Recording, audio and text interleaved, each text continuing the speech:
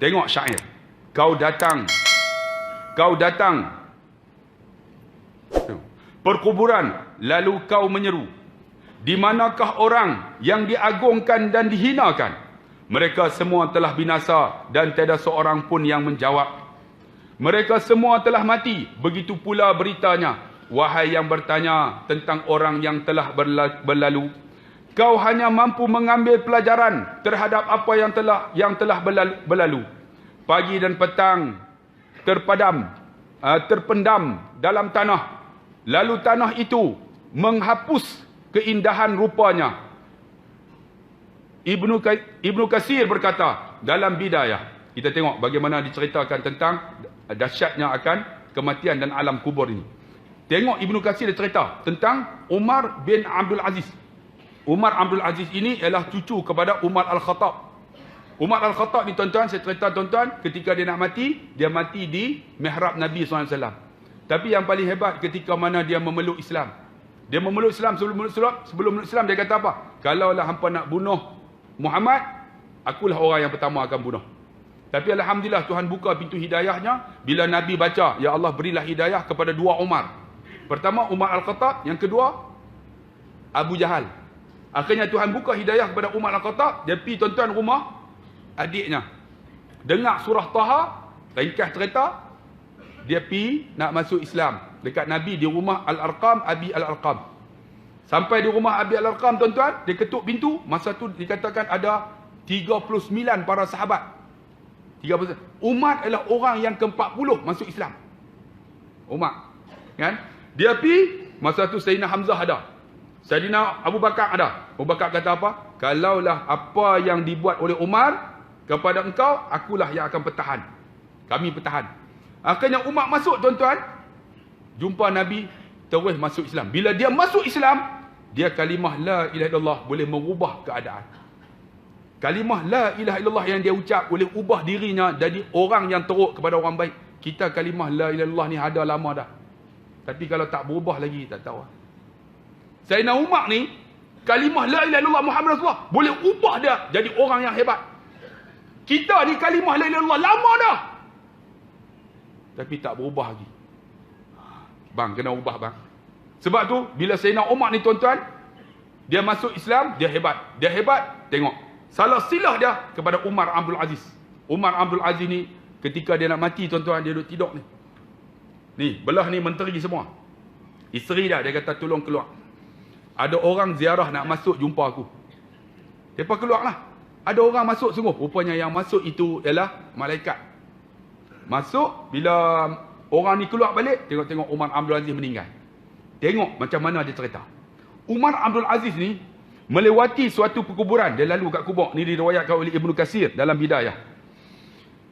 Umar Abdul Aziz melewati suatu perkuburan. Lalu dia mengatakan, wahai kematian, apa yang kamu perbuat terhadap para kekasih?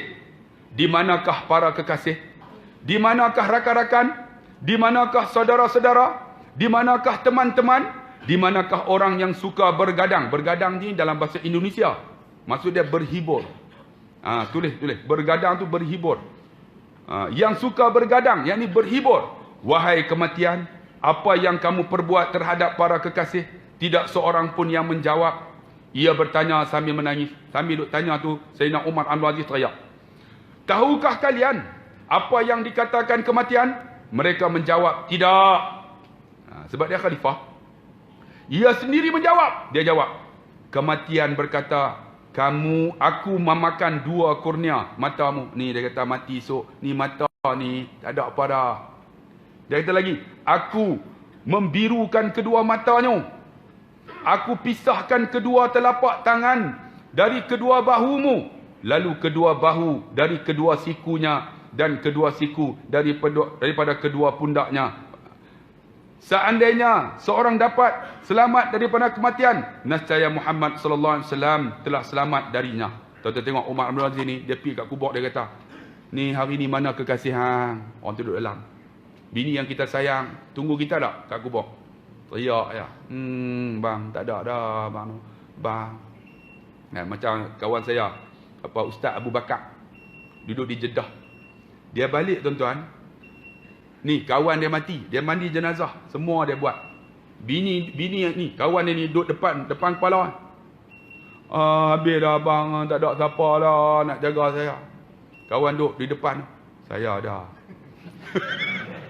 Akhirnya menikah dengan ni Ustaz Abu Bakar ni, tuan-tuan, duduk di Jeddah. Nikah dengan kawan dia sendiri lepas dah. Tengok. Mati tuan-tuan, kawan ambil. Kekasih dia yang kita sayang, tak ada.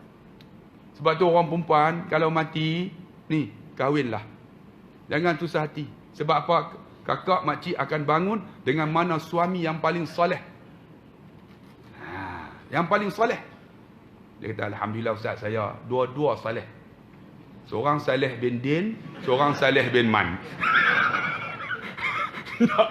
Yang mana paling soleh dengan sehati. Tapi orang lelaki, dia akan bangun dengan isteri-isteri dia. Tapi isteri-isteri dia ni, yang paling soleh akan jadi ketua bidadari. Abang angguk. Abang nikah? Dah lagi negara? Boleh. Seorang lagi. Nak mampu Aku bertakut. Kita abang ni. Boleh tak? Tuan-tuan ni saya main ni balik. Ni katalah dia main ni tak main tu boleh bicara tu tuan-tuan. Ni tuan-tuan ni cerita pasal ni balik nak kereta. Ni kita bawa kereta muka macam ni. Ada apa marah. Tadi abang cerita pasal apa? Tu bini ustaz. Bini hatta ustaz lebih kurang tuan-tuan. Sebab dia marah sangat tuan-tuan.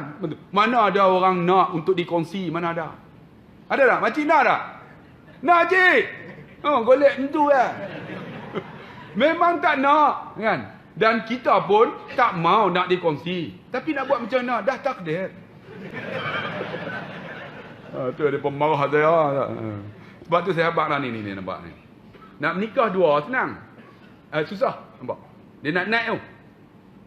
Nak naik nampak. Nak menikah dua susah. Dia lambat. Tapi nak 3, 4 dia senang dah nampak. Tapi nak try ni, tu yang pergi menikah kat Siam. Lambat. Tapi bila dah ni mudah. Kampung saya ada seorang tu, dia menikah 2. Bini tolong cari. Ni, duduk sebelah. Assalamualaikum. Telefon. Ni panjang tak? Nak makan. Panjang tolong saya. Ni, saya nak pergi cari nak pergi meminang madu saya. Bini saya duduk sebelah. Kita buat loudspeaker. Bini kata, abang pi jaga. Ni kita dah abang nak abang tak? Ni nak pergi kira tuan-tuan. Nak pergi kira untuk madu dia. Bini tak bagi lah. Dia kata ni benda baik. Ni dia kalau dia pergi buat benda tak elok macam mana? Abang pi jaga.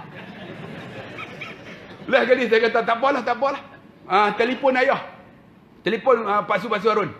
Pak Su Harun apa? Mak Su pun tak bagi pi ke? Rupanya mak aku bawai lagi. Mak saya marah dekat ayah saya. Pi yang jaga. Lain kali ayah saya tak pi, saya pun tak pi. Dia pergi meminang sendiri untuk menentu. Laki dah. Pergi menang. Alhamdulillah tuan-tuan nikah 2 bulan. Keli. Lepas tu mai jumpa. Banyak macam mana nak buat? Dah aku tahan bagi dah. Okey lah. Last kali mai 2-2. Bini ni. Tolong Ustaz nak selesai macam mana? Saya kata selesai macam mana? Dia pun ni tak mau 2 senyap. Itu bagi aku menikah dia tak. Dia tak mau 2 senyap. Saya kata menikah seorang lagi. Aku menikah seorang lagi macam mana? Menikah. Kami 2 orang pakat kerat terus. Dia kata. Ni tak cerita betul. Tuan-tuan. Kita mampu mengingat kerat ni tak tahu tuan-tuan. Tu yang aku takut tu tuan-tuan. Nasib bini tak main hari ni. Tidak malam ni tidur pegang lah tuan-tuan. Macam melawak. Nampak nak lena merapu lah. Nampak kau boleh lena. Sama. Melawak je lah. Makcik marah lah. Jangan marah. Melawak tu. Mereka boleh tikam tayar kereta. Bab ni pun tak. Tak mana sama ni. Lupa dah. Okey. A'udzubillahi minasyaitanirrajim. Tengok. Wa ma Muhammadun illa ar-rasul qad qalat min qablihi ar-rusul. Afa immata aw qutilan qalabtum ala a'qabikum wa man yanqalib ala aqibaihi fala yadurra Allah syai'a wa sayajziyallahu asy-syakirin. Sadaqallahu al-aliyyul azim. Muhammad itu tidak lain hanyalah seorang rasul. Nabi Muhammad ni rasul yang sama dengan kita, kan? Sesungguhnya telah berlalu sebelumnya beberapa orang rasul. Mati dah tuan-tuan rasul sebelumnya. Apakah juga dia wafat atau dibunuh? Apakah jika dia wafat atau dibunuh, kamu berbalik ke belakang, yakni murtad? Barang siapa yang berbalik ke belakang, maka ia tidak dapat mendatangkan mudarat kepada Allah sedikit pun. Dan Allah akan memberi balasan kepada orang yang bersyukur. Tengok tafsir dia kata apa? Nabi Muhammad ni Rasul macam Rasul yang lain. Dia pun mati, dia pun wafat. Dia pun makan, dia pun minum. Dia pun kencing macam kita, dia pun berkahwin macam kita sama. Tapi dia mati, tuan-tuan. Sebab itulah kalau tuan-tuan tengok saat dia mati, saya pernah baca khutbah cerita. Saat dia mati ni tuan-tuan, berlaku dua sisi pendapat. Ada satu pendapat kata, Nabi sebelum nak mati tu dia sebut ummati, ummati, ummati. Tapi ada satu pendapat kata, ketika Nabi sebelum nak mati, memang dia duk sebut lah. Ummati, ummati, umatku, umatku, dia kata. Tapi, yang paling mutawatir disebut dalam Sahih Bukhari, ketika saat Nabi nak mati, Nabi duduk tuan dalam keadaan tidur berbaring ni. Nabi ambil tangan celup dalam bejana ayak. Nabi sapu. Maka Sayyidatina Aisyah kata, ya Rasulullah, kenapa ya Rasulullah? Nabi sebut Rafiqul A'la, Rafiqul A'la, Rafiqul A'la. Tuhan paling tinggi, Tuhan paling tinggi. Saat nak mati. Ketika tu tuan-tuan, dikatakan Jibril datang ni dengan Israel. Bila Jibril datang, Nabi tanya Jibril, wahai Jibril, apa yang aku perolehi bila aku mati? Aku mati, so aku dapat apa? Maka Jibril kata, kau yang pertama akan masuk syurga. Engkau akan dinanti oleh para malaikat daripada langit dunia ni, sama dunia ila Sidratul Muntaha. Roh dia naik ke langit, bertemu dengan Allah. Maka lagi Nabi kata, engkau akan masuk syurga lebih awal daripada para nabi, dan engkau akan bagi syafaat ni dengan umat engkau. Nabi kata, kalau demikian bagaimana dengan umatku? Nabi kata. Nabi nak mati tu ingat kita. Kita hidup 50 tahun dah, kadang-kadang selawat pun seruh Nabi Muhammad. Tak rasa tu kehebatan Nabi SAW.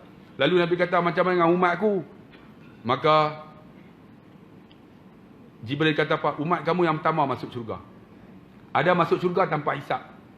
Kan? Dan kamu yang akan bagi syafaat. Nabi kata, kalau demikian, ambillah. Itu yang ditarik nyawa Nabi, tuan-tuan. Bila sampai dekat dada ni, inilah yang disebut sakaratul maut. Ini yang sebut ghargharah ni. Yang berolak tu.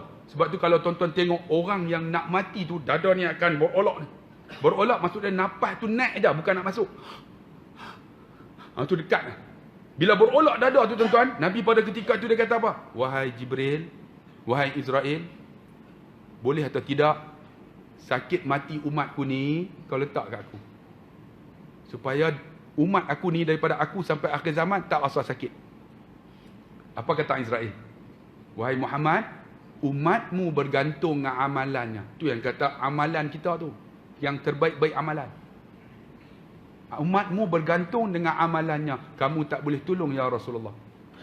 Sebab tu dia kata ahsani taqwim, sebaik-baik amalan, sebaik-baik makhluk. Sebab tu disebut yauma la yanfa'u malun wala ban illa man atallah biqalbin salim. Hati yang sejahtera tu, hati yang baik. Yang disebut lagi liyabluwakum ayyukum ahsanu amala, sebaik-baik amalan. Jadi apa amalan kita yang paling baik yang boleh kita hadapi untuk sakaratul maut kita?